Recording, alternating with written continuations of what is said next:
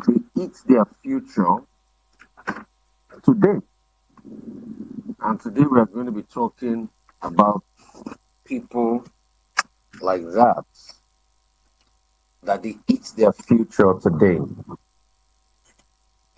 You see, the reasons why people do not have respect for their future and to be able to set the right, appropriate capacity as regards their future is because one, they lack understanding. And you see, when you lack understanding, there is no how you are just constantly going to be a layabout. So, because people lack understanding, they do not understand the importance of their future. So, they are quick to squander their future and they are quick to take it to the dogs. Truth is, the reason why Nigeria has the problem it has today is because we have a lot of leaders that prefers to eat their future today. And the truth is, a lot of them do not even know the importance of waiting for the future and waiting for something glorious. So they are so concerned about what is constantly in it for them. So everything they do is geared towards eating their future today. And we have a lot of people that fall into that category. Their lives are just about eating their future today. They never think of the future. They never save for the future. For them, it's about what is in it for us. So the first thing you should be careful about and be wary about is asking, what is in it for me? Those people are skilled in the art of eating their future today. They never, for once, think of what will be beneficial to their future.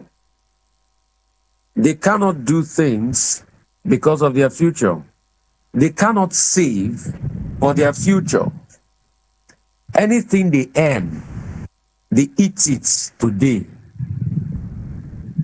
For them, their philosophy is, I want to enjoy myself because you don't know of tomorrow. When you hear people that speak like that are constantly saying they want to enjoy themselves because you don't know of tomorrow, there are people that are oblivious of the future and they have perfected the art of eating their future today. These are the people that rather than invest in the future, invest on themselves, invest in skills, invest in potential, they will never do it. It is how they can eat the little resource they have today. In fact, they never think of the future in the first place. They never think of the possibility of the future. All they do is just about what is in it for me. Be very careful. Let us save. Let us invest in the future.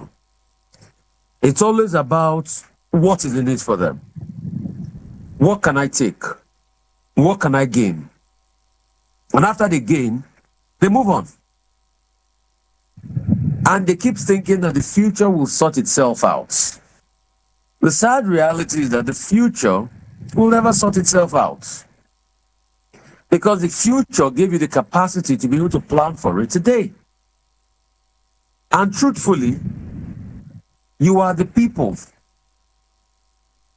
that will complain about the future tomorrow, but you destroy the future today.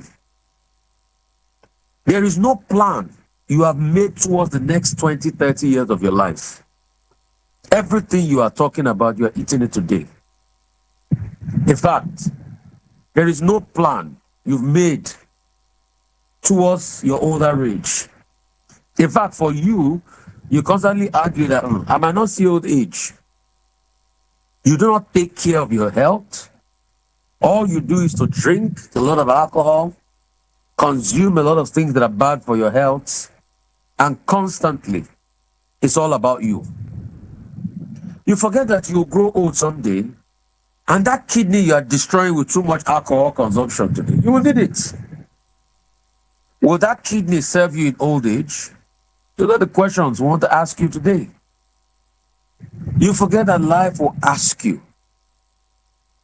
For you, it's about the Chop Life crew, Jaye times 2. All of you that are doing that, you are eating your future today. For you, it's about now. It's not about tomorrow. In fact, you will tell people that tomorrow will sort itself out. So there's no investment in tomorrow. There's no investment in steady growth. There's no investment in development. It's about what you have to get. See, if you are friends with people like that, I will tell you 5 things that will happen to you. Number 1, people that believe in that kind of lifestyle are time wasters. They know how to waste the time of another person. If you are in a relationship with people like that, then you will never make headway. They are just content about wasting your time. It is never about adding to your time. Secondly, people like that, when you look at all the time you have spent with them, you will see that there is nothing that is geared towards development with those people. So you have nothing that you can point out that they did towards your development. All they did was just about to have a good time. And when you have the good time, that's all of it. But you see, life is not all about the good times.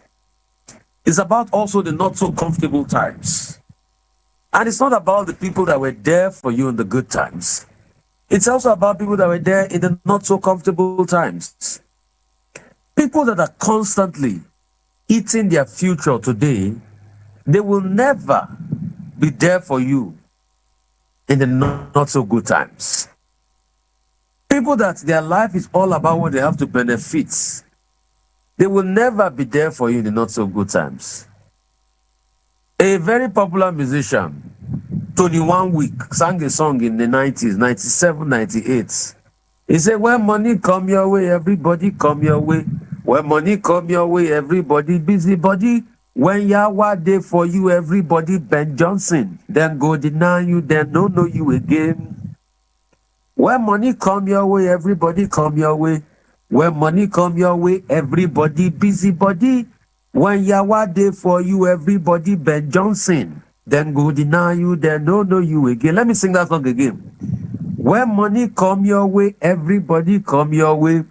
When money come your way, everybody busybody. When Yahweh day for you, everybody Ben Johnson. Then go deny you, then no know you again. So the truth is, when money come your way, everybody will come your way.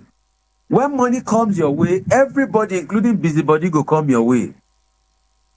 When Yahweh day for you, when things are bad, everybody will Ben Johnson. He used the word Ben Johnson there because the popular racing star then, running star, the man that used to do well in the races was Ben Johnson of America then. He did so well in the 400 meters.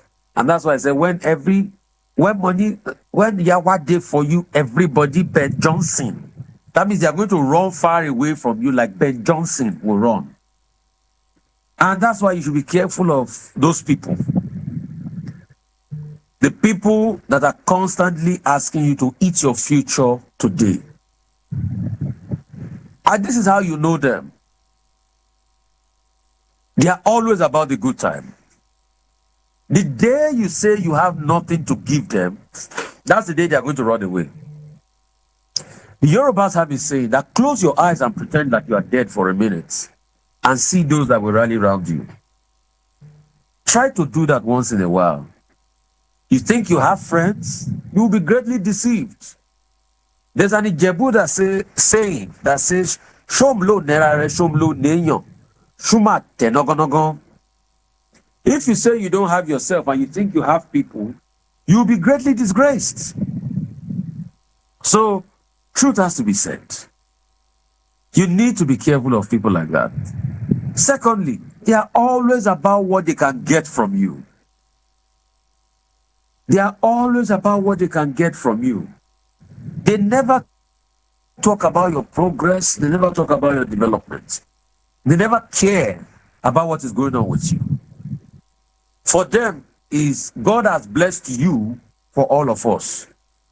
So whatever that thing you think you have, they are ready to eat it with you to the very last. They are ready to destroy it with you to the very last. And please do not be delusional. They don't like you. Because they hang around you, it's not because they like you. It's because of what they want to benefit from you. That's why they hang around you. It's not because they like you. It's not because they need you. It's because of what they want to benefit from you. That's why they hang around you. So truth has to be said. If you rely on them totally, then you'll be greatly disgraced. Because they are not in there for you. They are in there for themselves. And their friendship is just but for a game. You see, the Yorubas have been saying that you can't be smarter than the person that is gaming you.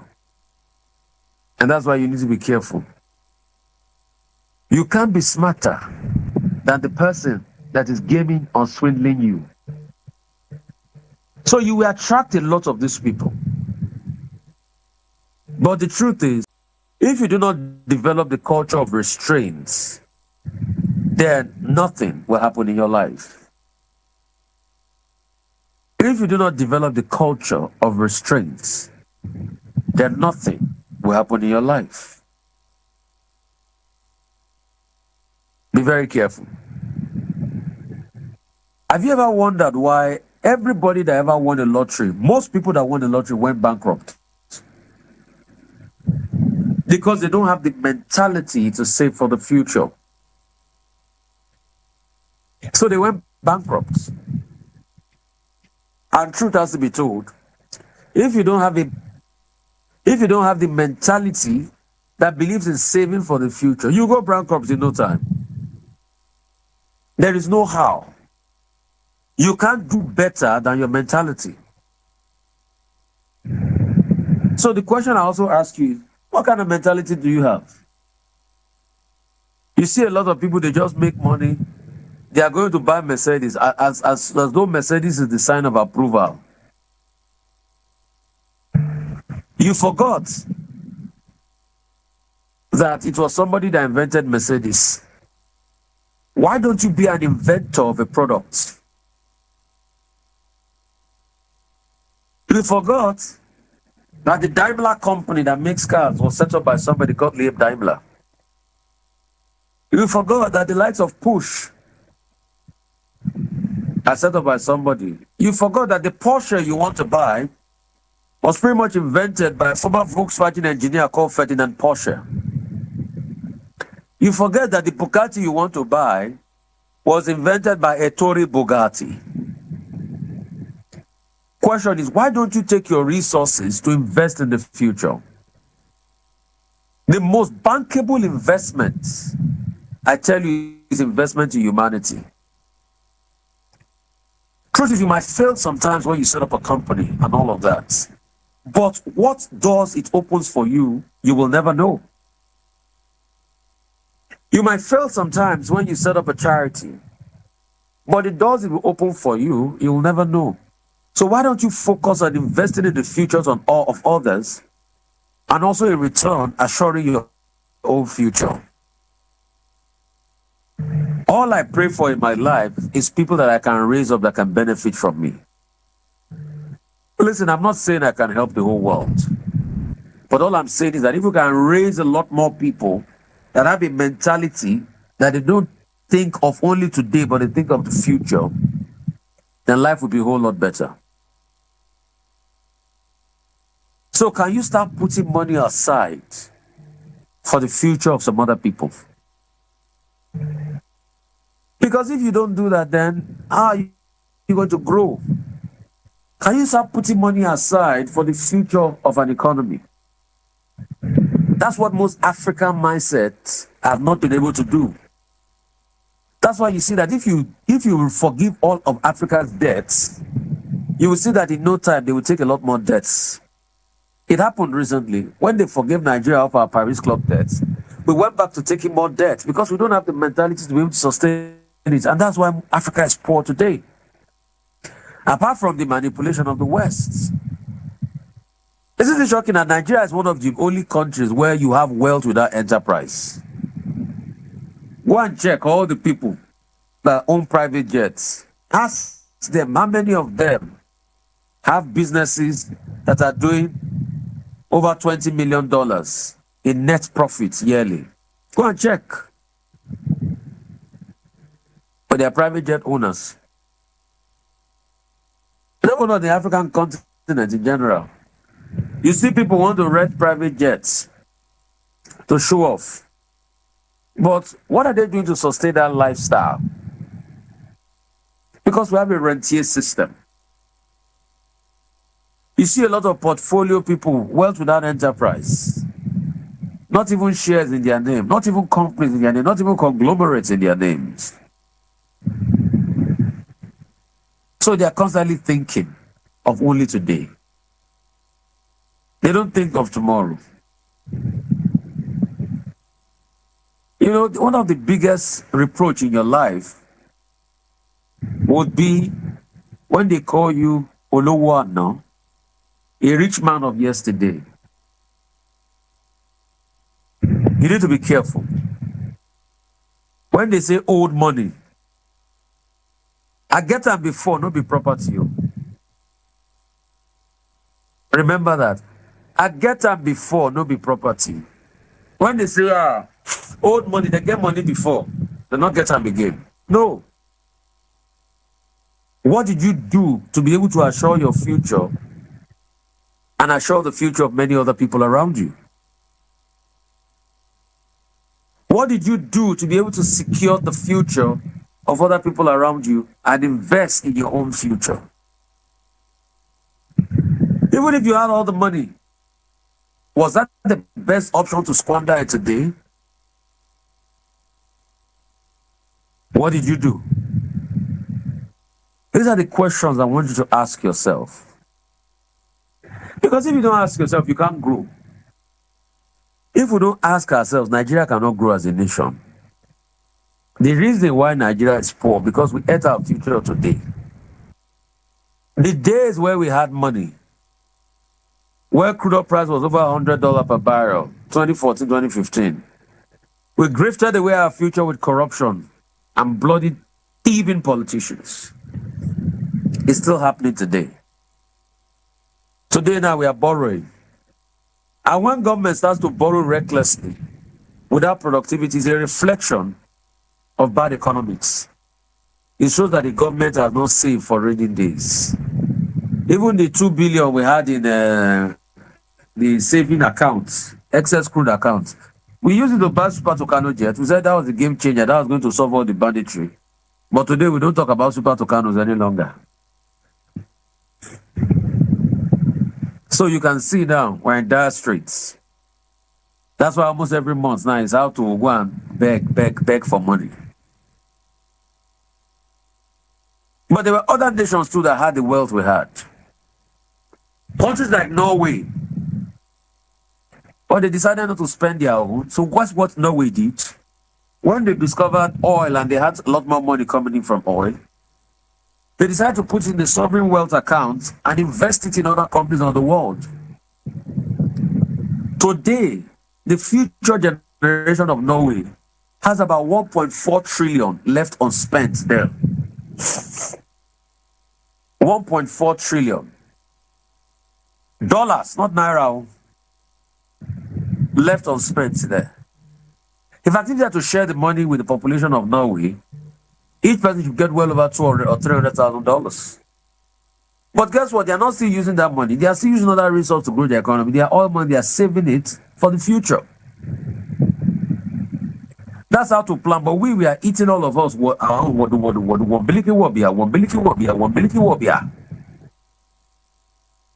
when you eat your future today, you cannot grow. We call our own national cake. The governors are the quickest. So say, oh yeah, give us our money. Let's share it. Let's share it. Let's share it. And when you give the governors the money, they will loot it. They will loot it. Give us, give us, give us. Let's eat it. One biliki wabia. One biliki wabia. Hey, it's sweet, oh, it's sweet, oh. Change it to dollars. Siphon it. We have eaten our future today. And when you eat your future today, you suffer for it. Because the future you think will never come will actually come. And the future is always there to ask you questions. The question is, can you answer the questions of the future when time comes? Can you answer the questions of the future when the future asks you those questions?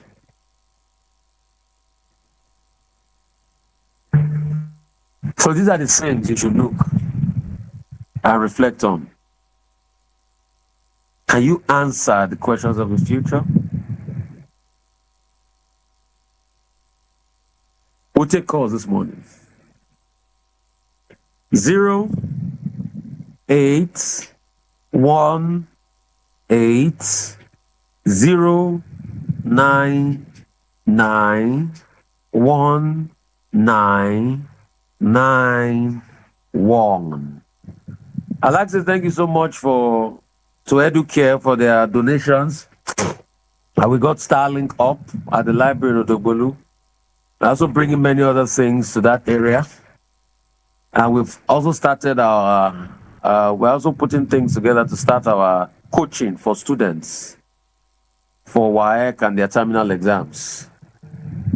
Thank you, Educare, for your donation and your support and your friendship. Hello, how are you? Hello? Great. Please turn up the volume of your radio set. Turn up the volume of your radio set. Hello, good morning. Turn up the volume of your radio. I'll let you go, Oga. Hello? Hello, sir. Good morning, sir. Morning, bless you. What's your name? Sorry for disturbing you again this morning. I'm not the question. Hello? Hello? Hello, good morning, my brother. Morning, what's your name? This is Manjem Pharmaceutica calling from Abuja. Great to have you, my brother. You are the brother we are partnering with to do all the great work in Nasarawa. Somebody was asking me the other day, I put your details forward. Have they called you? No. Okay. No, not yet. Okay. Somebody was asking me the other day, what areas are you reaching out to in Nasarawa and other parts? So. Yeah, okay. I'm reaching out to Kefi, Kwara, Wandara. Okay. Kefi, Agis, Kwara, and we have a place called Luki, so it's along the same activities under Kefi. And what are some of the projects you are doing in those areas? We are giving free medical care to the people in the rural area, which is giving them drugs. What kind of drugs are you giving them so that people can know? Because of the outbreak of malaria, because majority of them are complaining of malaria due to the mosquito bites, and so we are giving them more antibiotics, artemether antibiotics like bishopiclos, augmentin, ciprofloxacin, and so on. And the malaria drugs? Yes, malaria drugs like artemether, artesunate, and others. Okay. And the cost of buying drugs now, my dear brother, you have said it all, eating our future. Nigeria, we are not manufacturing any drugs. It's sad, though. Every day. Go to any pharmacy today. It's not the price I order for it. I'll spend over 1.4 million. I was not able to get enough drugs. And look at the people. A lot of them has even called me in that village, because whenever we are doing outreach like that, we start from their chief palace. So through their chiefs, we're able to pass our message across. So, organizing and, calling some doctors who have been partnered with us from Greki Hospital and others who have volunteered themselves for these services. But the cost of buying drugs. It's crazy. I was telling somebody the other, somebody needed to buy some drugs that every 10 days they needed to buy Novavax amlodipine, which is, the very high potency one. And the truth is, that drug for just 10 tablets cost about 10,000 naira now. Yes. It used to, as a last year and a half, it used to be around 3,000 or 4,000 naira. Yes. And today it is 10,000 naira, and you just have 10 tablets in it. And somebody needs to take that probably every 10 days and spend 30,000 naira on one drug alone. So you can see the extent of all of this. And that's why I say, please, let's come together. We can't do it alone. And I know your number is 0906 683 3627. So that's the number of Mangen Pharmaceutical. Please, if you can reach out to my brother out there. We're partnering with him, giving media exposure. Just like we're doing with EduCare, partnering with them, giving them media exposure. And in turn, they've also helped with setting up our training session for the students in the library yesterday. Thank you so much. I really appreciate you, my brother. Yeah, thank you very much. God bless you, my brother. Bless you. Hello, how are you? My brother. Thank you. Hey, Ambassador Musbah, reporting live from Mushi Olosha. Mushi. Yes, sir. My brother, how is the impact outreach you are doing in Mushi? At least talking to people, encouraging those young street boys. How is it going, my brother? It's going on smoothly. Talk to me, give me testimonies. My mentor, Chief Rufai said, stand on the truth, even if I'm standing alone. Yes, sir. Yeah, I'm doing it there. I will never stop doing it. Yes, sir. And I pray to Almighty God to empower me more. Yes. So, and I'll dedicate it to my lifetime program. Yeah. I'm celebrating my 6 years this year. Wow, congratulations. I have, we'll be empowered to put more on the youth. I'm carrying along on this. Yes, so I'm doing great alone. I'm doing great there. Honestly, between me and my God, I'm seeing what I'm doing, and I'm going to be impact. Even 2-3 people a week, and this I'm still moving. Thank you. It means a lot to me. Ambassador Musbah, let call your number out so that people can reach out to you and support you on this project Mushi, that we call it. Talk to people, young people, help them get off drugs and things like that. On this point, yeah. My number is 082. Yeah. 35. Yeah. 72. Yeah. 81. Yeah. 96. Okay. Thank you so much. Bless you, my brother. Bless you. Thank you so much. So Ambassador Musbah there is doing a lot of work for us out of Mushi, talking and encouraging young people out there, helping them to stay off drugs. So, I partner with a lot of people on many projects here and there. That's the way to go. Because if we lift one other up, we can actually truly build a society that'll stand the test of time. And that's the essence of life, really, because you don't have it all. So how can you be of help to another person? How can you lift people up and all of that? And that's our priority, to life. And we'll keep pushing. We'll keep doing as much as possible. We'll keep reaching out. We'll keep ensuring that we can change society and change the world in general. The phone line, if you want to call us up, 08180991991. Hello, how are you? Please, don't feel offended. I'm in pain. That's why I'm calling you. What's your name? I really need help. I'm Mr. Madukwem. I called 2 weeks ago. I still called last week. Okay, Mr. Madukwem. Nobody has reached out to you? Nobody, sir. And you just keep hoping. See, let me tell you, Mr. Madukwem. Let me tell you something. It's hard for people too out there. So anybody that hears your case and reaches out to you out of the abundance of their hearts. But if they've not reached out to you, you just have to take it like that and hope for the best. That's just it. That's just it. I appreciate you. But it's hard for a lot of people out there. It's not easy for them. It is well. Thank you so much. Hello? 0818 099 1991. 0818 099 1991. Hello, how are you? Fine, sir. This is PK calling from Ababa. Great to have you, Chicken. Yes, sir. Your topic this morning related to the question I asked the previous on the previous show before you came in. Like for instance, sir, I want you to make me understand the situation like this. Can you hear me? I'm hearing you, Chicken. Yes. So, I am below 30 years. My business is doing well, but I have responsibilities of, I actually graduated, but three brothers with two of my sisters. I need to take care of their schools and stuff. So many expenses. It's hindering the What about your parents? What? What about your parents? I'm just like a breadwinner. See, Chicken, let me tell you two things. I'm not saying don't take care of your brothers, though. But if you die today, you know your brothers will move on with their lives. What I've just told you is don't do it at your own detriment. Do the best you can do, but don't kill yourselves. If they are saying you are the breadwinner today, you are the breadwinner. If you die today, they will move on with their lives. So you to also think of yourself and think of your own future in all of this.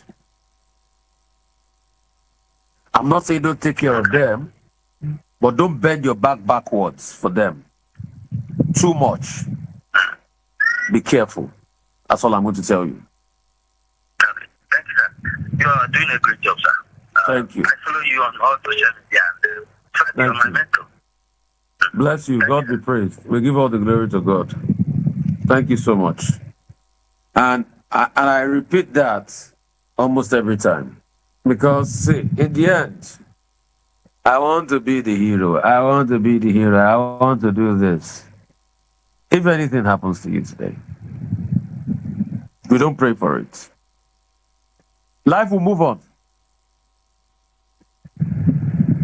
Tai Sholan said something profound. He said, if you think you are indispensable,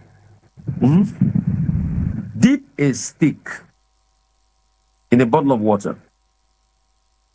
The little hole of form will show you how people think about you. They are not so indispensable. I, Rufai, that I'm talking to you, I'm not indispensable. Life will move on. The impact of what I've done, yes, will remain, but life will move on. So do not use that and break your own back and destroy yourselves because you want to help people. Do not displease yourself to be able to please others because you want to help people. What God sees is your heart, but also you have to do it with your sense. In fact, what I'm going to be doing is, I'm going to be doing what I call heart to heart, where, and I will see if I can start this week if I have the time out of my busy schedule, where I can be coming here to share matters of heart to heart. A lot of people have sent me so many topics, and they want the opinion of other people as regards them. And I'll be doing it across your hearts and tell me what's going on in your heart and will give advices. If you know, I used to be the host of Sharing Life Issues so many years. And we used to help a lot of people on boarding. People have sent me so many topics. Even about relating to what the last caller said, that he helped his brothers and all of that. And in the end, when he needed help in the future, they never looked at him. So do not do something to despise yourself. And when you are helping, don't have the mindset that is the person you help that will help you in return. It is the highest sense of delusion. Just have the mindset that my life is in God's hands. Because see, your worst enemy can be your best friend. Your best friend can be your worst enemy. So the question is, who do you hope on? Is God. You can do your best for humanity, but you can't kill yourself for humanity. You can't kill yourself for humanity. All right? So be very careful. Be very careful. It has to be said. Be very, very careful. So that's just it. But be careful more about people that are just constantly about themselves and what is the needs for them. Somebody is saying that use your platform to preach unity. Is unity I've always been preaching on this platform. And like I say to people, is when politicians, hunger doesn't know tribe. The solution to hunger is creating opportunities and creating food. The reason why there's hunger in the land is because we are not growing food as we should grow. So when the truth has to be told, we need to tell it. If hunger is persistent because we've not created food, how can we have a leadership that can create food for people so that they'll be able to eat? That's the most important thing. And the leader should get his job done. Should get his job done. He should not tie it to religion and race and say they don't like me. Never ascribe to malice what you can explain with incompetence. If you don't know how to do something, say it to the world. And leaders should not make it about themselves and themselves alone. So those are the things we constantly tell people. Let's stop deceiving ourselves. Things are not working in Nigeria as we speak today, except you want to deceive yourself. The leadership needs to step up. And it's not a case of political bigotry or they don't like my political party. This is the fact. If things are working, we say they are working. If things are not working, we say they are not working. We want them to work. That's just it. Things cannot be the way they are. And the leader is going to buy new private jets, and people are so. There's something called optics in leadership. If the president wants to travel abroad, and he says because things are so hard, anytime I want to travel, I will say Air Peace or any Nigerian airline will make jet available for me to travel. People will respect the president more. That's just it. So I don't do ani. The truth is always bitter. I don't expect everybody to like me. Any man that expects everybody to like you is a stupid man. Hello, how are you? Yeah, Rufai, good morning, sir. Bless you. What's your name? Where are you calling from? My name is Civic. I think I'm calling to Rufai's program. Yes, this is Rufai. Where are you calling from, sir? Okay, I'm calling from Abuja, sir. Great, sir. You talk to me, sir. Thank you. Doge is my name. I want to especially thank you. I've been meaning to speak to you. Bless you. Doge is my name, and I'm a civil servant. And I want to tell you that on our path, we can only pray for you for God to preserve your health, preserve your life, and save you from very evil men that have the power in Nigeria. Every day before the election, last election, not the election anyway, because that's what that campus for an election, before the last weekend, we have been on the verge of trying to raise the awareness of young men and women, just like you said, that when it comes to hunger, there's no drive. I know how many people that we have endowed from our Old Boys Association, our church, opening food banks to help Nigeria. And we keep telling them, tribe and religion will not help us. You enter an aeroplane, you don't ask the tribe of the pilot. You go to the hospital, you don't ask the doctor whether you are Christian or Muslim. All you need is treatment to be okay. So Rufai, I want to ask God that God will bless you and your family. All your endeavors in Odubolu, all your endeavors in Arise TV, your crew members, the whole of yesterday night, we spent time in Abara here examining members of Arise TV crew and all their meaningful national development contributions to Nigeria. So may God bless you. And I want to tell you that there are thousands of people, hundreds of thousands of Nigerians, millions of Nigerians looking up to you. Please don't budge. As we pray for your security and health, we also pray that you are steadfast. And this is raising national consciousness. You guys are raising national consciousness. This is what Malema is doing in South Africa. This is what Bobby Wine is doing in Uganda. That's what you guys are doing in Nigeria. Now today, people are now police headquarters, and you find lawyers that will accompany them because they know that this is just government way of intimidating people. It doesn't happen before. Before you are handed to let the police department you on your own. Today, Ajero was handed to police department. If you are doing what Nigerians were capable for you, it's not because this is happening new in Nigeria. And it's because of the type of things people are doing to raise awareness in Nigeria that when it comes to victimization of wickedness, there's no tribe. When it comes to bad food, there's no tribe. Today, driving from Abara to Badagry, you even can do see exhaust pipe. You can do see exhaust pipe. Because there's no room there. There's no tribe reaching there. There's no Yoruba Hausa or Igbo. Rufai, I want to thank you again. Bless you. The Almighty God continue to bless you and keep you. Whatever we can do to support your cause, we'll manage and do it. Thank you very much. You. Thank you so much. Thank you. For me, my passion, if you've known me, for what I did on radio for over 10 years, and I'm still doing on radio to now and other media, is helping lives. From sharing life issues, raising tens of millions for people for surgery, helping all sorts of people to what I'm doing now. You know, truth is, it's just about lives. For me, my greatest joy would be to deepen more media engagement and to help more people.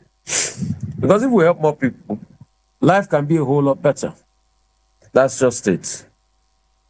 And we can hear more people out, help them grow, give them energy, give them vitality, help them to believe in themselves. On this note, I'd like to say a very big thank you to each and every one of you for listening to me this Sunday. I have 2 great sessions coming up. An interview with Nord Motors, powerful interview. I also have another session with Professor Lumumba, great man, you know, and it's just amazing the great things that we are doing and helping a lot of mindsets to be shifted and to be changed and all of that. So all of that will play. You continue to watch the stream at VOP 90.3 FM live stream on YouTube, and we're going to definitely have many more channels that are going to carry these broadcasts today to be able to help people and help them develop. This is the last final caller. Hello, how are you? You have 1 minute to talk. What's your name? Bless you. Hello, good morning. Good morning, sir. Morning. What's your name, ma? Where are you calling from?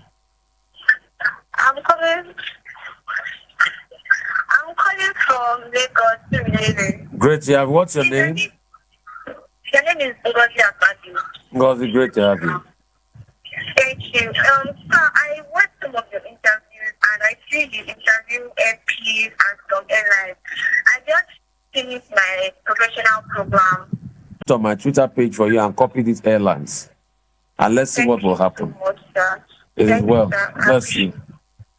Thank you so Thank much. you, sir. Thank you so much. Yeah. Great. Yeah. Yes. Yeah. So we'll see as much as possible how we can help people, how we can lift people. And that's why we are adding more platforms. That's why I'm also coming on the TikTok platform. I can see a lot of people spreading tribal hate on the TikTok platform. It's useless. Don't do it. Stop destroying lives. You do it because you can get people's passion, but God will punish you for doing it. If you are pitting tribe against people and insulting people from other tribes, God will punish you for doing it. Don't do it. It's evil. Don't cause enmity amongst people. Don't do it. Please. It's evil. And that's why I'm on TikTok. When I see a lot of people spreading evil on TikTok, we are bringing the truth that all tribes in Nigeria must work in unity to develop this country. We are one. Though tribes and tongues may differ, in brotherhood we stand. We've had fights and things like that, but we can make this country work. So I'm here to spread the message of hope. And that's why I've added TikTok to it. And we are growing. We have on Instagram, Facebook, and other platforms. So please, let's do good to one another. And also on YouTube, via the VOP platform. We'll make this country work. We'll do our own parts. It will be on record that we did our own part. I'm not saying I can entirely change the whole country, but it will be on record that we did our own part. And we also leave good good values for the next generation. And God will help us. We are not perfect. We are humans too. We falter sometimes. We don't know it all. We make mistakes. So we'll also do it and ensure God's grace in our lives. God will bless you all. God will continue to keep you all. Thank you guys so much. Out and over. We pray as you go this Sunday. God will bless you, will make his face shine over you, give you peace, give you joy, give you happiness, the peace of God that passes the understanding of man, that only God can give will be your portion, and is going to help you in your life. In Jesus' name, amen.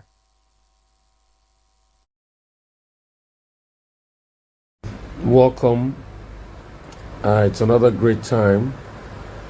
Anytime I have my live, it's about very important issues. And welcome to another great broadcast today.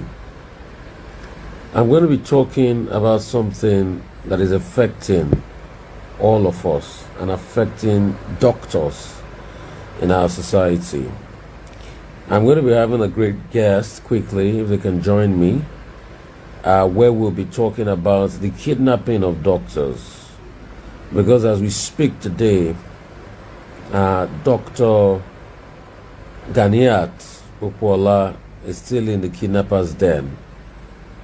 And today, the Nigerian Medical Association has decided to go on a strike because of Dr. Ganiat, and we are raising awareness as regards this. We have to drum support. Whoever has kidnapped Dr. Ganiat, we must get to the end of the matter, and we must be able to amplify our voices. Just like last week, I was talking about the plight of nurses and how we can, as much as possible, get them what they needed as regards their verification. Today, we are going to talk about doctors because the Association of Resident Doctors have gone on strike today. And the reason why they've gone on strike is because of the issue of Dr. Ganiat. So if we can get them up and running and we can, get these conversations out there, you never know. People listen. And the good thing about this, my platform, you'll be surprised.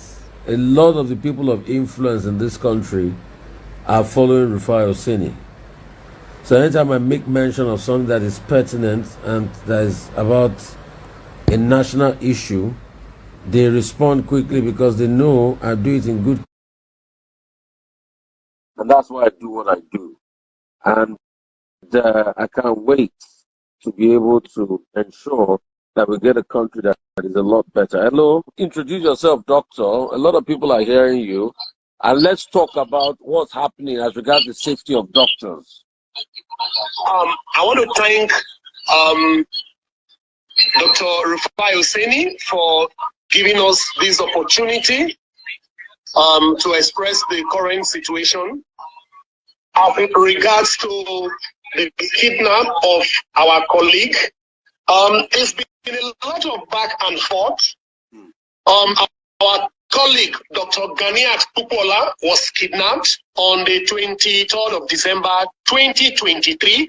Today makes it exactly 8 months and about 9 days that he has been in captivity with the kidnappers. There has been a lot of back and forth. This issue was reported to the Kaduna State government.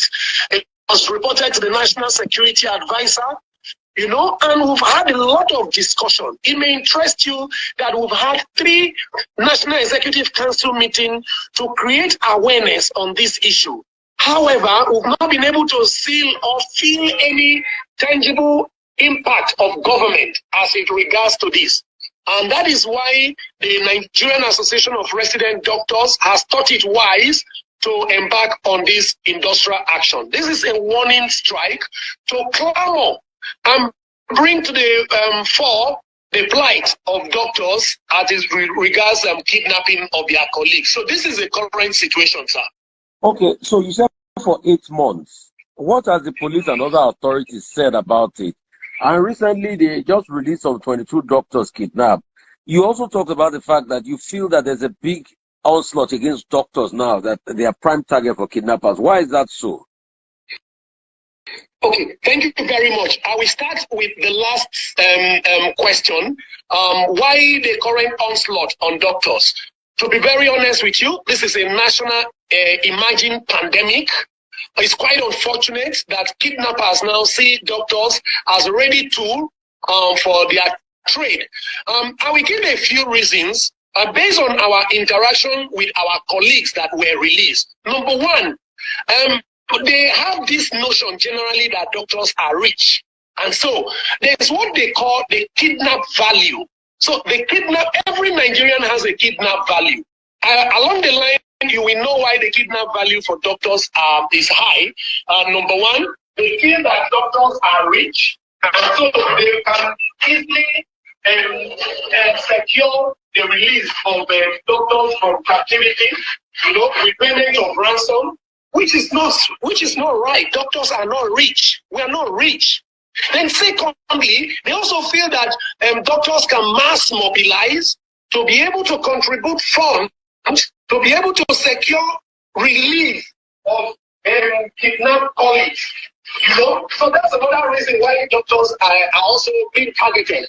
Then the third reason is that now from our colleagues that were released, we were made to understand that they were made to do a lot of work in the camp. Like one of my colleagues that was released in Benue, reported that. Can you move to the mic? You are moving away from your mic. Please come to the mic so we can hear you.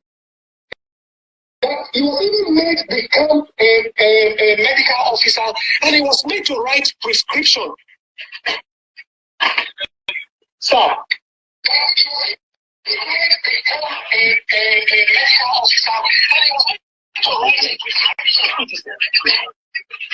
Please come to the mic. I can't hear you. He was meant to write prescription, in the camp. So they keep doctors. Hello? I'm with you. Go ahead. Just keep speaking. So they keep doctors to do all sorts of jobs in the camp. These mercenaries, once they are wounded, they are not. They find it difficult to be able to access health care. So what they do is that they try to look for, it's not just doctors, even nurses, to provide health care for them in their camps. And another reason, again, is that they need doctors to be able to keep victims of kidnap, for relatives to be able to pay ransom, because these people need to stay. Take, for instance, the mass kidnapping recently. You will agree with me that we had a lot of diabetics, we had a lot of hypertension, and these people need to stay alive for ransom to be paid. So not necessarily that they want to kidnap a doctor, but because of the services that the doctor will be able to render. Because if you want to talk to your relative to pay ransom, then your relative needs to be alive. So we interacted with one of our colleagues that was released, and how he was making a prescription. And before you know, these kidnappers will get this prescription, And so these are some of the few reasons why the target is currently on doctors. And this has national implications. When we are crying of shortage of doctors in our hospital, when we are crying that doctors are traveling abroad, when we are crying of burnout effects on doctors, when we are crying of overload on doctors, now we are now battling with targeted kidnapping of medical doctors. As I talk to you, if you will permit me, I will share a document of all of the doctors that are currently in captivity all across different camps in Nigeria. As we talk to you right now, a doctor has been kidnapped in Lokoja. Really? Now, as we speak now? Yes, the doctor has been kidnapped in Lokoja, sir. Yes, right now. Okay, can you share that document with me, and also, if possible, share it. How many doctors are in captivity across the country as we speak? All right, so I will share a document with you now, right away, so that you will see I am sharing it now. So it is just a short statistics of the current of the doctors that are in captivity. Some that were killed, some that are still alive, you know. And let me also give you one information again, sir, that, you know, doctors are kept in captivity longer than every other person. How can we be, hello, sir? Yes. How can somebody be kept in captivity for eight months? If you check your WhatsApp handle, I just shared this document. Yeah. You know, is there. So how can somebody be kept in captivity for 8 months? What are you doing? It's not a vacation. So it will interest you that we even pay ransom 2, 3, 4 times without even being released. So there is a reason. No. Wait, can you tell me how many doctors that you have paid ransom for? You guys have had to crowdfund for. Well, what goes on? Maybe the police said in the case of this medical doctor that they released, they didn't pay any ransom. Sir, well, to be very honest, that is not true. That is not true. We may not be able to give some information right now so that we don't further worsen our colleague, but that information you gave is not true, sir. And to be very honest, it's better to believe the family than this security personnel, because we know that security personnel are averse to payment of ransom. But you want to see your family member back hale and hearty, you know? So people do a lot, because how long are you going to wait for government? They say don't pay ransom and there's no tangible effort. So how long are you going to wait? Do you think Dr. Popola's husband is a very senior military personnel? So you will understand with me that money is not the issue. Ransom have been paid. So you need the military. Wait. Has any ransom been paid concerning Dr. Popola and she's not still been released yet? Yes, sir. A ransom has been paid, sir. 40 million was paid, sir. And did you still release her? Yes. Let me give you another information, sir. 40 million was paid. The kidnapper said there was a lot of issue because 8 months there were a lot of back and forth. Now, what happened was that the kidnappers, because Dr. Popola's husband is a military person, so they had gone ahead to threaten the community that was hosting these kidnappers, and you know, the money that was paid, kidnappers said they used it to settle, there were a lot of issues, like I said, cows were killed, you know, because of the fracas that ensued. So they say the 40 million that was paid was used to settle, you know, those people that their cows were killed, and that they needed another 40 million again for the release, which has not been forthcoming, because the initial target was for 70 million. So, but we do not believe that funds is the matter here. You understand? Because now, for other kidnapping that we know, once you pay ransom, they release you. You know? But this now, if you look at the document, sir, a professor of stroke medicine, a foremost professor of stroke medicine in Nigeria, Professor Ekanem Phillips, was kidnapped on 13th July 2023 in Calabar, in her hospital, in the clinic. You can find out about that. We made a lot of move, all to no avail. Professor Ekanem Phillips. Up till now, we don't know whether she's alive. We don't know whether she has died. So it's part of the document I said. She's a professor of stroke medicine. She's a neurologist. You know, and we don't even have as many of these professors of stroke medicine, not even to talk about specialists of stroke medicine in Nigeria. So you can see that this list I sent to you, this manpower is enough to man 3-4 teaching hospitals in Nigeria to be able to provide excellent healthcare services to Nigerians. But what is the situation? They are held in bondage across different captivity camps in Nigeria. And this is why we said, no, please, Nigerians should not take it personal. And since doctors are no more special than anybody. We are all Nigerians. But for crying out, Somebody must stand up and talk. We talk about Chibok girls. We can't beat our chest to say all of these girls have been released up till now. For how long are we going to keep quiet? So we understand the pain and the difficulty that Nigerians are going to go through this period. But the earlier attention is drawn to this anomaly, the better. Otherwise, this is going to live with us for a very long time. So the doctors, the resident doctors have gone on strike today because of all of this, right? They've gone on warning strike. Resident doctors have gone on strike. Is a warning strike, and 7 days have been given to government to step up action as far as insecurity in the healthcare system is concerned and insecurity in Nigeria as a whole. If nothing is done, we are going to reconvene again and further decisions will be taken.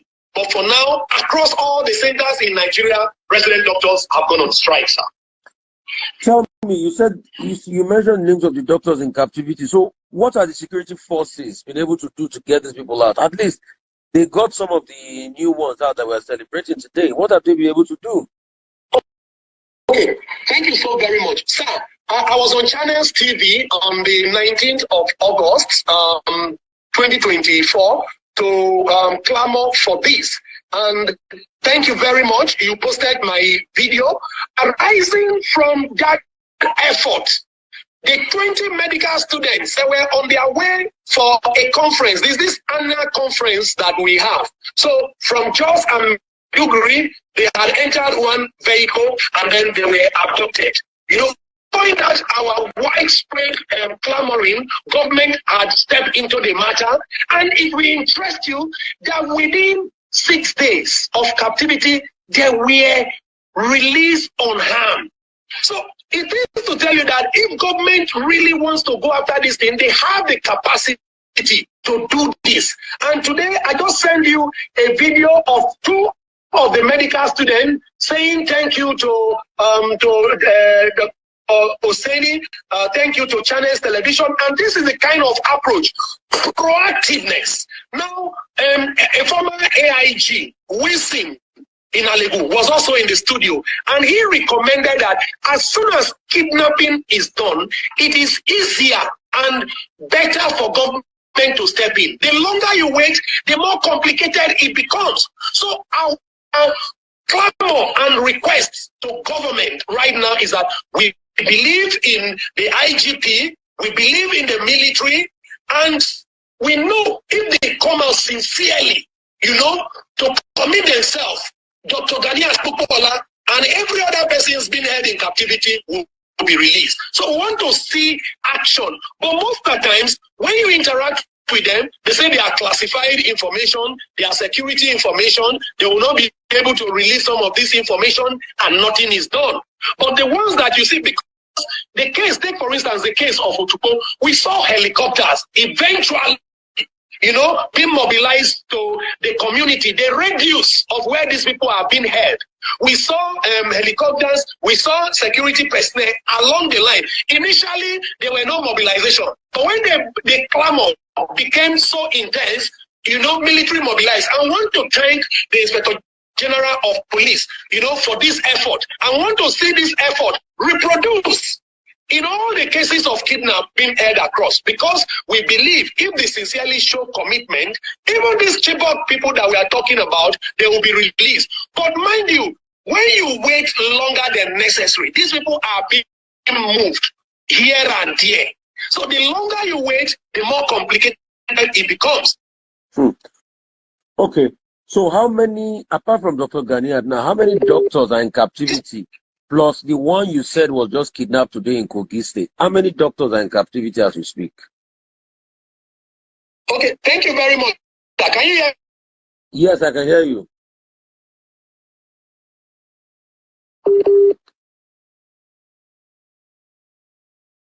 I can hear you. Yeah, go ahead.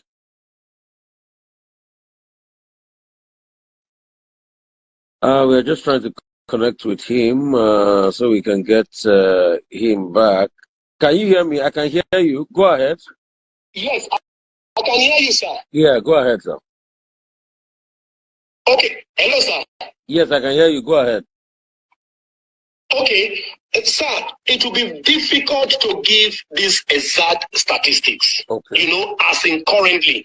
But the one I send is the one who've been able to collect information, documented information. But as I speak to you, we have about 32 of our colleagues known to us that are currently in captivity. And this does not have to do with the ones that have died. That's the document I just sent to you. But to be very honest, it will be difficult, to exactly say what is the true position as it is right now. But documents available from our secretariat I just sent to you. Okay, so you say, and that covers for 2021 up to 2024. Okay. So you're calling on the government to do more as regards protection and the welfare of doctors, so that they stop getting kidnapped, and there should be security, so that we should be able to look for the ones that have been kidnapped, and so that we can bring the perpetrators of this injustice to book, right? Yes, sir.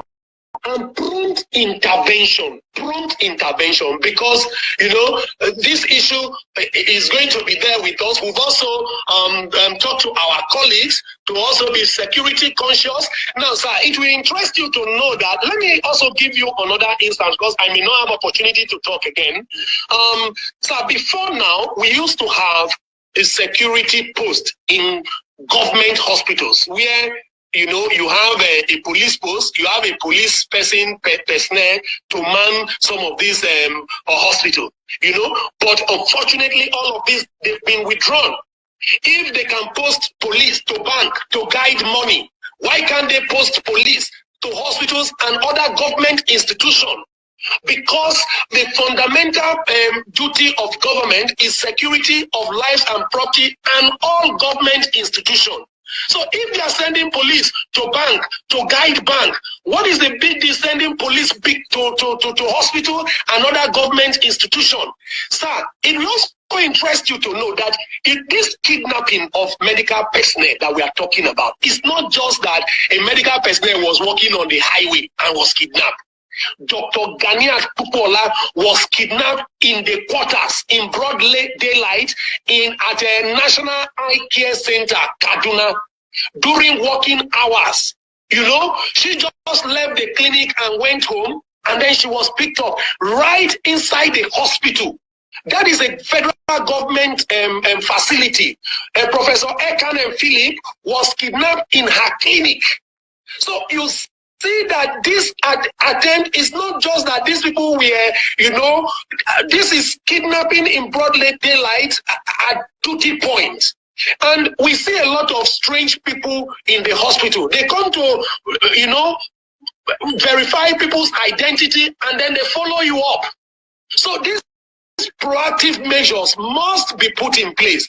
Hospitals must be secured intentionally so that doctors and other health workers and other Nigerians can be protected. Thank you, sir. More securities in the hospital. More security. Yes, more securities in the hospital. Yes, sir. Okay. Yes, sir. Thank you so much. One thing is going is that I'm also part of this Free Dr. Ganiat's quest.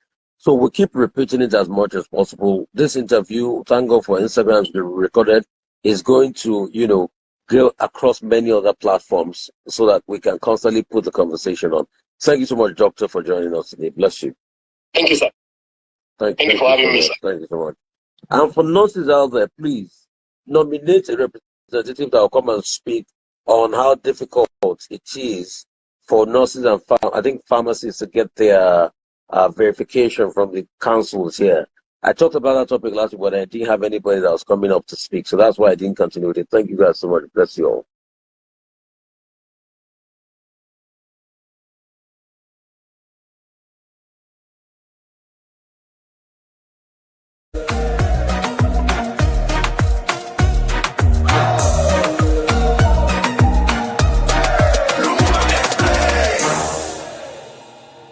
Let us perhaps start by understanding what education is for independence. One of the enemies that was identified to be fought was ignorance. And on the basis of that, education was given its pride of place. And the kind of education that we inherited from the colonizers was education that was designed to support the colonial state. Not much changed in many African countries. And the net effect is that the curricula that was developed in many African countries still mirrored the curricula in the colonizing countries. So that if a country had been colonized by the French, it was fundamentally a French curricula because people were then meant to pursue further studies in France. The same with British colonies, the same with the Portuguese. In British colonies for a long time, even the high school education and examination still set by University of Cambridge. And many institutions were affiliated to European universities in that sense. But the specific question that you have asked is, what is civic education? Civic education may be described rather than defined as the deliberate effort to expose the population to critical issues of governance and how they are to relate with the system that governs them, because it is assumed that when people are aware of how they are to be governed, when they are aware of the do's and the don'ts, then they'll become good citizens. To use this Greek analogy where they say that in every society there are three types of people. There are idiots, people who just don't care about what happens in their society. Then there are tribalists, people whose worldview is defined by their ethnic origin. Then there are citizens. And citizens are those who are involved in the affairs of their nation and they want to ensure that their nation is governed in a proper way. Civic education is therefore the means via which people's thoughts and attitudes are refined so that they become good citizens, and they become citizens who ask governments to account, governments to deliver on all the promises that they make for the good of generations who live now and generations yet to be born. The word ideal sometimes is used in order to think of a society that is perfect, but the reality is that there is no such perfect society. And there is not a single model of civic education. Societies vary. If you go throughout the world, you'll find that there are societies which place great premium on what they call patriotism. And people are drilled to be patriotic, to think about what is in the best interest of the nation. China, countries such as Russia, countries such as Japan, countries such as Korea, where deliberate effort is made to, in the words of some, to indoctrinate people to think in a particular way for the good of the nation. And I'm using the word indoctrinate simply as a term of art because it simply says that people are then made aware and the scales are removed from their eyes so that they think of the best interest of the nation. If you go to the Scandinavian countries, there is another method of indoctrination where they are told that you are the people who are going to serve our country, our resources are going to be used in that regard. In African countries, in the early days, immediately after independence, because African countries found themselves in a very difficult situation. Many of them still carried the burden of the former colonizer and still do so.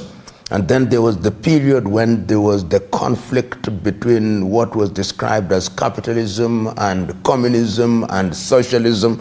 And people are grappling with different ways of dealing with this idea of creating the perfect citizen. If you went to Tanzania, individuals such as Julius Kambarage Nyerere came up with the clarion call for Ujamaa, self-reliance. In Ghana, there was the clarion call by Kwame Nkrumah. In places like Guinea-Bissau, individuals such as Amilcar Cabral. So that when we talk about civic education, it was the duty of the government to ensure that the people are exposed to this kind of information. And if you visited many schools in different parts of Africa, for example, you would find one of the subjects that were offered was history and civics. The idea that history is critical to the proper understanding of your origin, and civic awareness is also critical to your appreciation of how government functions and how government is then beholden to their people for purposes of service delivery. So in a nutshell, one would say that it's the duty of the state to educate our people, because when you are running a government where the people are ignorant, it is a lot more difficult to do so. But some say that is easier, that in fact it is more difficult to run a government where people have knowledge and people are aware. But the question is, what kind of knowledge are we talking about? Is it the kind of knowledge or information that builds, or the kind of information and knowledge that is used to destroy? That depends on the culture that has been inculcated in the people and how those in positions of leadership and responsibility exercise power for the general good. You know, social media is a medium that lends itself to different uses. There is a lot of information in social media. Some of it is negative, some of it is positive. We have this phenomenon of fake news. People just sit somewhere and generate news which they know is fake. You know, the civic space and the social media space, they say somebody is dead and they are alive. They say things that are totally untrue. So it is something that is a double-edged sword, that it is information that in many ways is uncensored. And some people consume the information in a very gullible manner, and they act on the basis of that information.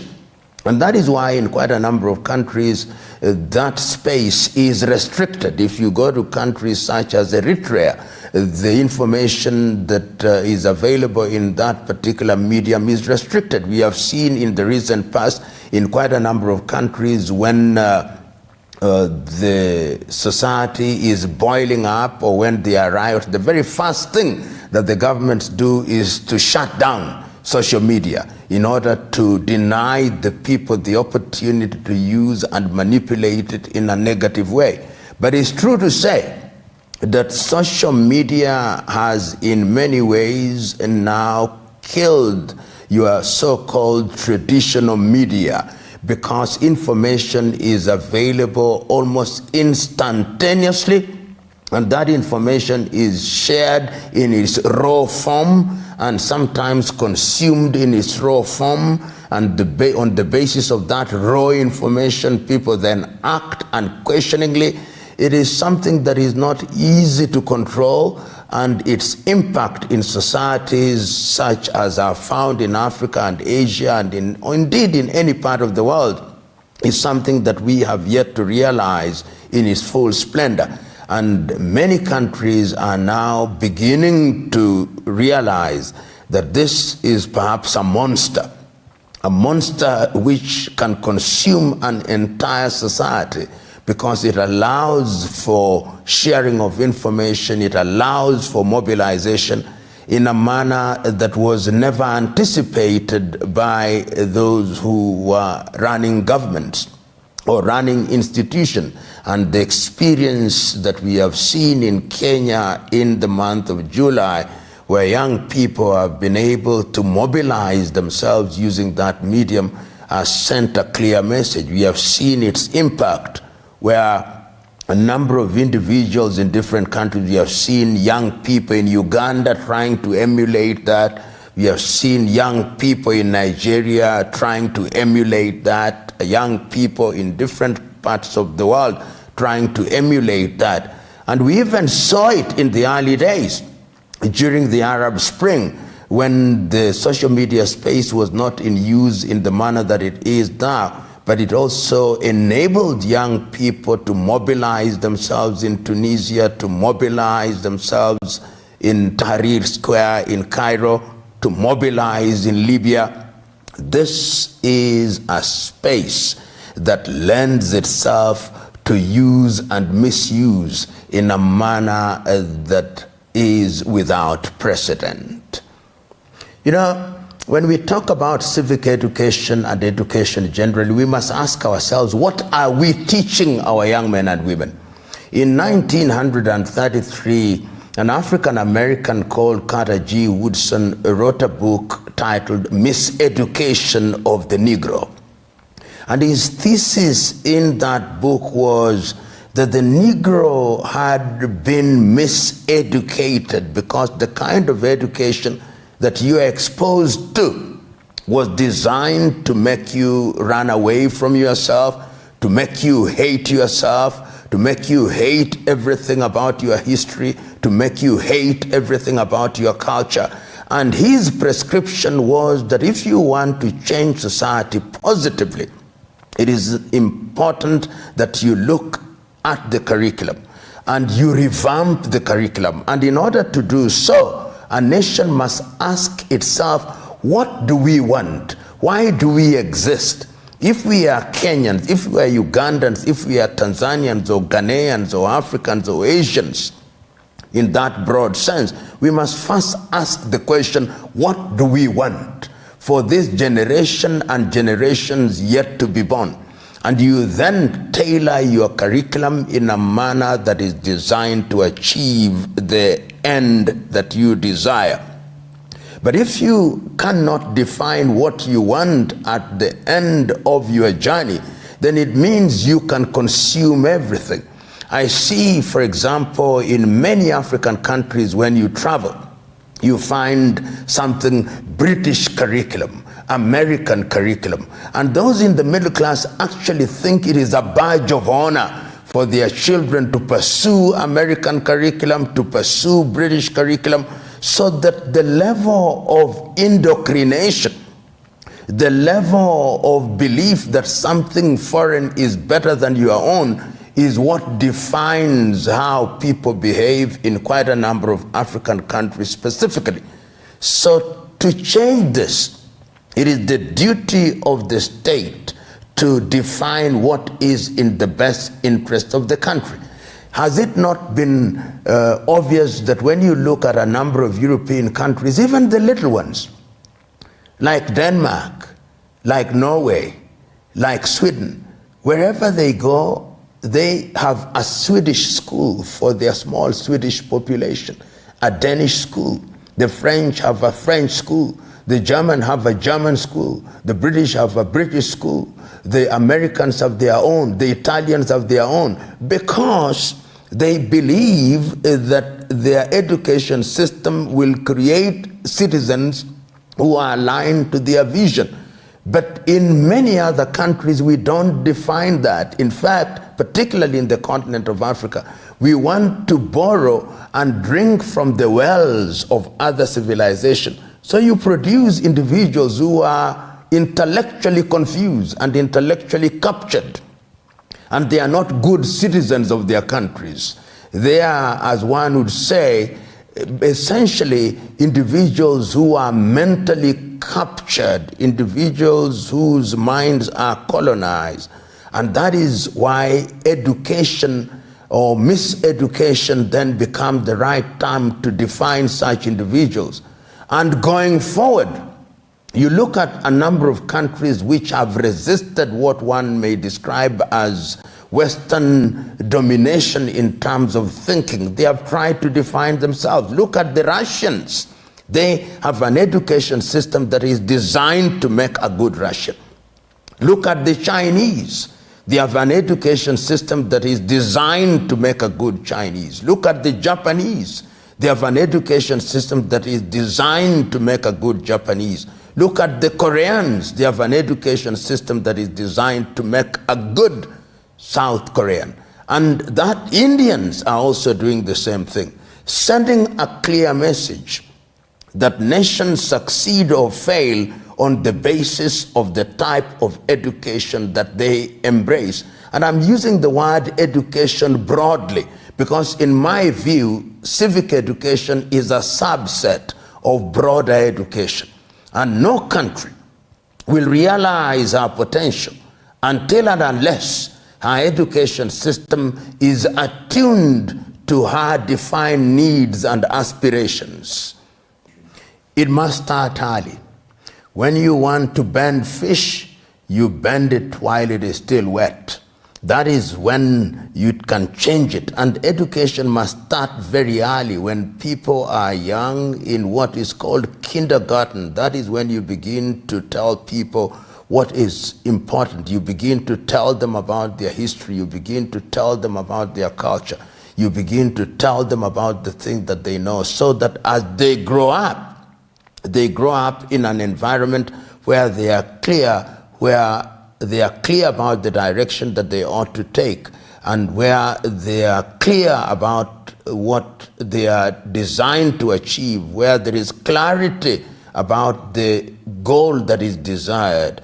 And that is why Africa finds herself in a particularly dangerous space, because having been divided into different little countries, then it becomes a lot more difficult to have a common approach on matters of education. Africa, for example, today is divided into 54 odd countries, which somehow still describe themselves as Anglophone. They say we are English speaking. Others define themselves as Francophone, French speaking. Others define themselves as Lusophone, Portuguese speaking. And with the Chinese now coming with the Confucius centers, some are beginning to define themselves as Sinophone. One would have desired an approach where African countries have a dominant language, a lingua franca, which is connecting the continent. And if you look at the African scene from 1963, there has always been that desire, which has lately culminated in Africa Agenda 2063, which is founded on 7 pillars, which says that one of the areas that is going to be the focus of Africa is a prosperous, united Africa that has a culture that is dominant, which is given its pride of place, an Africa that therefore plays a critical role in the world, where women and youth are involved, where research and development is given its pride of place. That is the direction that the continent must take in order to give practical meaning to the thing that we call Pan-Africanism. Otherwise, Pan-Africanism will simply remain at the level of slogans, and at the level of romanticism, and at the level of philosophy, and at the level of intellectualization. But people want a practical thing that informs people's daily lives in a manner that is measurable, and in a manner that changes people's lives. And education is the game changer. The mind is the standard of the man, and by extension, of course, the woman. Education, as we say many times, is the game changer, because the mind is the standard of a person. And civic education is therefore the mother's milk, if you may, that feeds people's action. And the strategies that are to be deployed is that deliberate effort must be made very early on, in the early days of young people in kindergarten through to primary, through to secondary, and through to tertiary education, to talk about the critical things of their nation, to make them aware of what it is that a good citizen must do. And this must take different forms and must not be set in stone. Of course, there are certain fundamentals. So once you expose people to these things that are critical to the life of a nation, and you revamp your curriculum in a manner that is designed to achieve the declared goals and aspirations of the nation, then you will discover that people, the default position of many people is to do the right thing. We'll be able to say, this is what defines a Kenyan, this is what defines a Tanzanian, this is what defines a Ghanaian. And if you want to eliminate those boundaries, you say this is what defines an African. Because there are things when we relate to other people, you can simply say, this is what defines a Japanese. This is what defines a Swede. This is what defines a Dane. This is what defines an American. This is what defines an Indian. And this is the result of a deliberate effort in terms of the curriculum that you choose. But if you choose that the contents of your curriculum are simply designed to make people pass examinations so that they may get jobs and they earn money and then they live and die, then the nation always remains in its infancy. It never grows. It never has a culture. It doesn't have a defined character that describes what the nation is. And this is the fate of many African countries, that although we are artificial states created in Berlin, the effort to make us think as states is something that is work in progress. And until we are able to identify the critical issue which lies in the realm of education, our nations will always be teetering on the verge of collapse.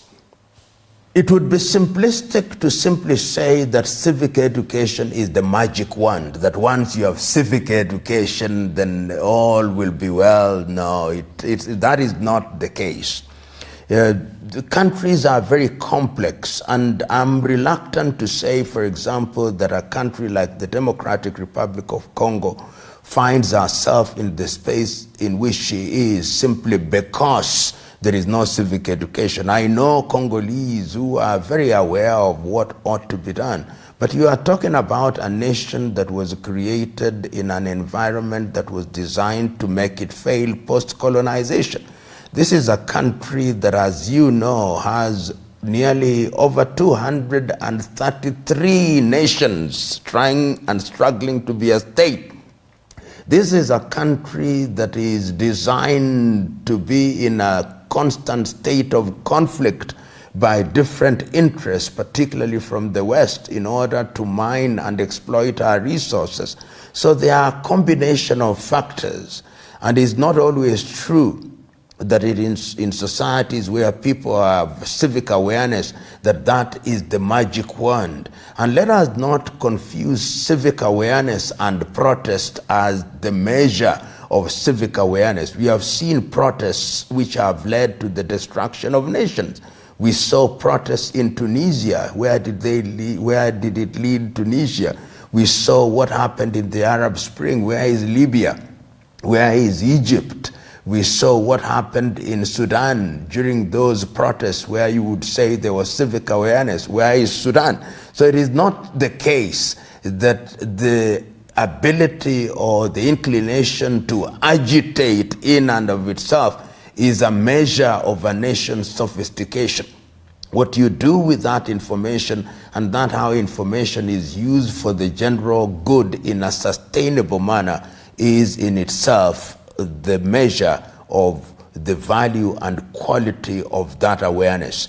Because if knowledge is used to destroy rather than to build, then one even begins to question whether it is knowledge that is valuable to the society at all. African governments have a duty to fulfill the aspirations of their people. We must, in the nature of things, go back to the basics and ask ourselves, when we were seeking to liberate ourselves from the chains of colonization, what are the promises that we made to ourselves? We made promises to the people that we would fight poverty. Are we, or those in government, those who have the honor and privilege of serving in different political positions, are they using their political positions and the resources of the nation for purposes of fighting poverty? And how are they doing it? And are they doing it by creating environments that is going to enable the people to engage in research and development, to engage in agriculture, to engage in invention and innovation so that they may fight poverty, or they are using their position for purposes of personal benefit? It is often education in a proper manner, then they can become good citizens. They will be citizens who can call their leadership to account. They'll be citizens who will use their talents and intellect for the general good. And when that happens, then the society will become rich. And when the society becomes rich, the quality of people's lives will improve. And this is what we want when we are talking about the elimination of ignorance. And then, of course, all the other things like disease, when people are exposed, then the quality of their lives will be much better. And the environment in which they live will generally be an environment that enables them to realize their potential. Because when all is said and done, for what purpose are governments instituted amongst men? Governments are instituted amongst men for the purpose of coordinating the affairs and the resources of the state for the general good. And once that is achieved and people are then allowed to express themselves, then the critical mass of the people will be happy in the knowledge that they have individuals serving them, individuals who love and care for their generation and generations yet to be born. You know, if you look at almost every country in the world today, we have constitutions. And the whole idea of having a constitutional dispensation is that the constitution prescribes how you order government. It says it prescribes the do's and the don'ts. And it's not only the constitution, there are other laws which tells us what we should and should not do. And when you have created a culture where people pay and are punished for engaging in behavior that is unacceptable, then people will be accountable. But if you create an environment where the law is applied in a selective manner, where you have sacred cows who are above the law, where you have demigods who believe that their word is law, where you have individuals in political arena who believe that they are larger than life, almost as large as death, then you kill accountability. And they have demands of political leadership. And they must make demands in a manner that is going to ensure that those in leadership perform according to the desires of the people. What has happened in Kenya in the recent past was an agitation by young people saying, for too long, you, the political class, have been doing what you want. For too long, you've thought that we are fools. For too long, you've treated us as if we are individuals who did not know what they want. And now we are saying that the positions you hold are held in trust for the general good. And if you don't exercise power in a manner that is for the benefit of the nation, then we shall call you out and we shall make demands of you. And that is what good citizens must do in an orderly, in a sustained manner, in a manner that sends a clear and unequivocal message to the political class that you are our servants, not our masters. Easier said than done, but history has demonstrated times without number that when you kill impunity, you introduce accountability, and when people become accountable, then they know their limits. And when they know their limits, then they know that they are only in service for a season, and during that season, they must deliver what they promised. And if they don't deliver, they will be asked to leave the stage. In fact, in a proper system, you don't need to go to the streets. In a proper system, people just follow the law. That is why you have different organs of the government. That is why you have courts. That is why you have accountability. And we see it in a number of countries. When people have been engaged in behavior which is unethical, then they resign. When they have engaged in behavior which is unacceptable, then they are punished in accordance with the law. It is only in extreme circumstances that the people go out to remind the leadership that things are not happening in the manner that they ought to. And this is a culture that develops over time. If you look at the history of other countries, even in different parts of the world, There were times when people had to go to the streets, and they still go to tap and find water in your taps. You still wake up and find electricity even when sometimes it is not there. You still wake up and you find roads have been tarmacked. You still wake up, you apply for your identity card and you get it. You still wake up and you find your airport is working. You still wake up and you find things are happening. And that is because there is some measure of accountability, not to the extent that we desire, but this is something that must be applied time and time again, because people can't forget, and because power sometimes corrupts, and sometimes absolute power corrupts absolutely, as the cliche goes.